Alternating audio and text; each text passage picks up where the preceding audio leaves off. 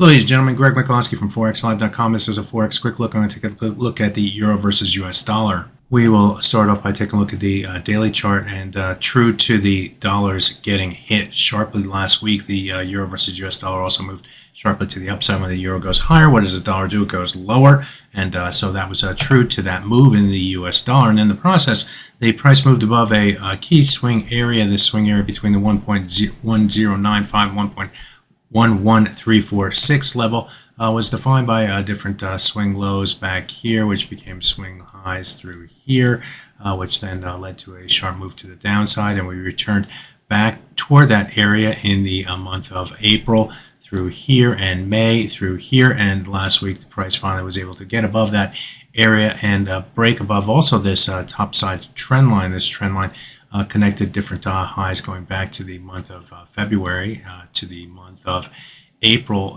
through here, and then in May right through here. We broke above that level and opened the door for further upside potential, which then got above this swing area at the 84 level, which was defined by a swing low right here and a swing high right here before rotating to the downside. So the last few days we've seen more consolidation near the high Friday, and again today. The range today in the Euro versus US dollar is only 35 pips. That's well below the average, which is somewhere in the 70s. So about half of the normal trading range. So there's room to roam in this currency pair. On the downside, off the daily chart, this 84 level would be a support level that if we were to move to the downside, we'd look toward that level as support in this currency pair in the trading day here today. So let's now take a closer look at the hourly chart to see where we stand, and what we know is really we only have a 35 pip trading range, and really Friday's trading range was not much better. We did make a new high here today, taking out the previous high from Friday. Friday's trade up to 112.48 and rotated back to the downside. We are a little bit higher, but you kind of get a little worried when you make a new high and only by a few pips and the market starts to rotate to the downside. So there may be a little bit more tip to the downside off of that idea.